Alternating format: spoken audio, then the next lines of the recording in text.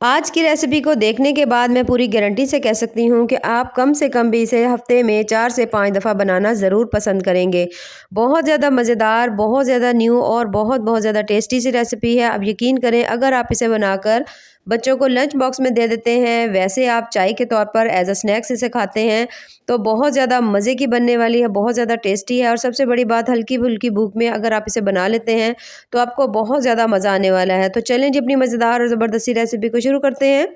बिस्मिल्लाहिर्रहमानिर्रहीम, अस्सलाम वालेकुम। उम्मीद है आप सब ठीक होंगे। सबसे पहले तो हमने ले लेना है यहाँ पर तकरीबन 1 कप बेसन, छोटा 1 कप है, उसके अंदर डाल देनी है मैंने इसमें लाल मिर्च डाल दी है, थोड़ी-सी हल्दी डाल देंगे और थोड़ा-सा टेस्ट के हिसाब से नमक डाल देंगे। थोड़ा-सा गरम मसाला इसके अंदर हमने डाल देना है। हाथों से क्रश किया हुआ थोड़ा-सा सूखा धनिया डाल देंगे, थोड़ा टेस्ट जो है मज़े का आएगा और इसके अंदर थोड़ा-सा सब्ज़ धनिया डाल देंगे। इसके अंदर अब हमने डालना है पानी, पानी डालकर अब हमने इसका पेस्ट बना लेना है।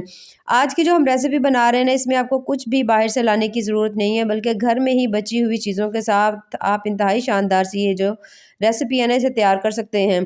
अच्छा, थोड़ा-थोड़ा 1 कप अगर बेसन था तो इसके अंदर हमने थोड़ा-थोड़ा करके पानी डालना है, एकदम से नहीं डालना है, ताकि आपको पता चल जाए कि हमने बेसन जो है ना वो कितना पतला रखना है या कितना थिक रखना है।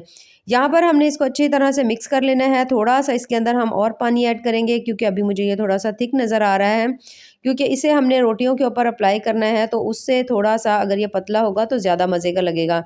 यहाँ पर मैंने हल्का-सा पानी और इसमें डाल दिया है।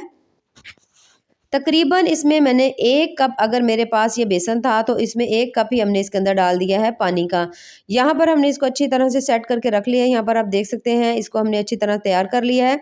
अब हमने ले लेना है सबसे पहले ब्रेड का एक पीस। यहाँ पर मैं पहले आपको ब्रेड से बना रही हूँ, उसके बाद हम रोटी से बनाएँगे। पहले तो ब्रेड को इसके अंदर अच्छी तरह से डिप करेंगे, उसके बाद आपने पैन में लगा लेना है ऑयल या कुकिंग ऑयल, घी हो जो भी हो।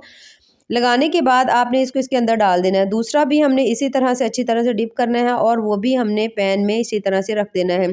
दोनों स्लाइस को हमने इस तरह पैन में रख देंगे। उसके बाद हल्का-हल्का सा हमने लगा देना है तमाम साइडों के ऊपर, थोड़ा-थोड़ा सा घी लगा देंगे या कुकिंग ऑयल लगा देंगे। थोड़ा-सा मैं इसके ऊपर भी अप्लाई कर रही हूँ। अब हमने इसको हल्का-हल्का सा पकाना है। यहाँ पर आपने कोशिश करनी है कि फ्लेम जो है ना वो आपकी बिल्कुल स्लो हो, हाई फ्लेम के ऊपर आपने नहीं करना, क्योंकि उससे आपका जो बेसन है ना वो नीचे से कच्चा रह जाएगा और जल्दी वो पक जाएगा। अच्छा जी, यहाँ पर आप देख सकते हैं कि थोड़े-थोड़े से मेरे पास प्याज़ थे, मैंने बारीक से चॉप किए हुए हैं, ये मैं इसके ऊपर डाल रही हूँ।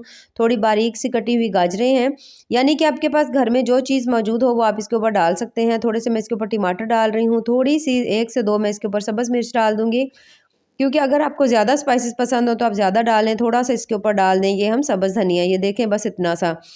और इसको हमने स्लो आँच के ऊपर पकाना है थोड़ी देर के लिए, कम से कम भी एक साइड को आपने 2 से 3 मिनट ज़रूर देने हैं।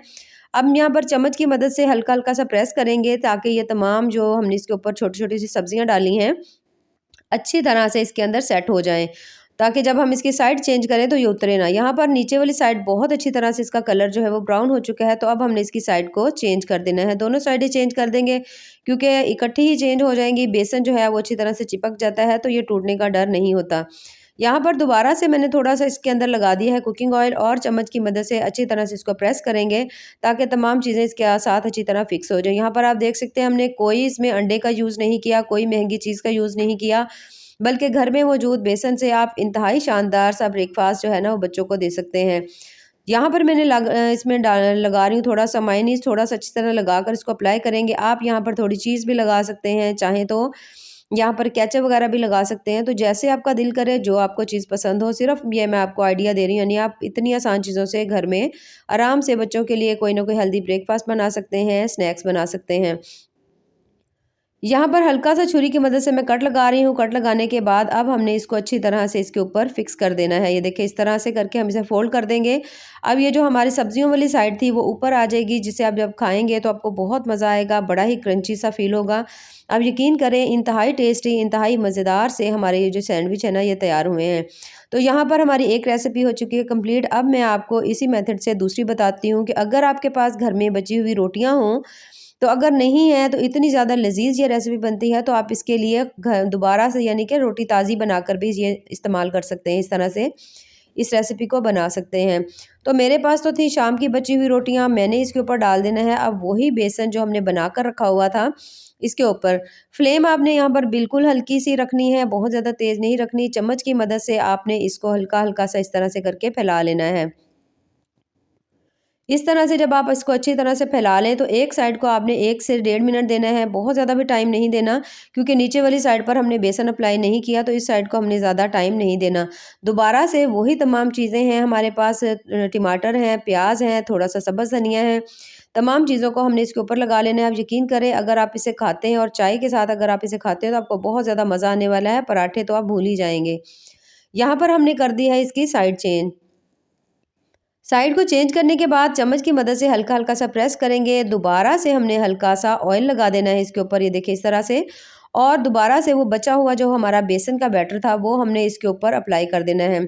अब हमने नीचे वाली साइड के ऊपर तो थोड़ा अप्लाई किया था ना, यानी कि तकरीबन 3 से 4 चम्मच होगा, तो लेकिन इस साइड के ऊपर हमने बहुत ज़्यादा, यानी कम से कम भी हमने इसके ऊपर 4 से 5 चम्मच ऊपर की साइड पे और तकरीबन 3 से 4 दोबारा हम इसके ऊपर डाल देंगे। यानी 3 से 4 चम्मच पहले डाला था, 2-3 चम्मच दोबारा डाल देंगे ताकि ऊपर जो रोटी वाली साइड है ना अच्छी तरह से कवर हो जाए और रोटी नज़र ना आए कि इसके अंदर रोटी थी।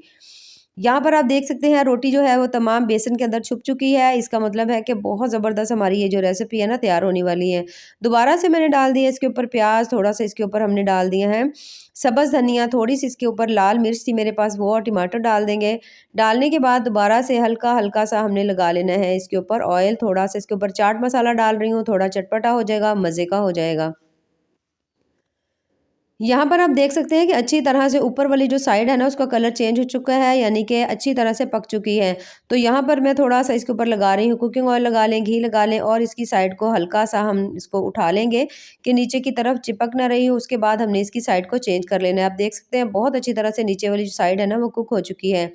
तो इस साइड को भी हमने इस तरह से टर्न कर दिया है। दोबारा से हल्का-हल्का सा प्रेस करेंगे, थोड़ा-सा घी लगाएँगे, चम्मच की मदद से थोड़ा-सा प्रेस करेंगे ताकि जो सब्जियाँ हमने नीचे वाली साइड में लगाई हैं वो भी अच्छी तरह से उसके साथ सेट हो जाएँ।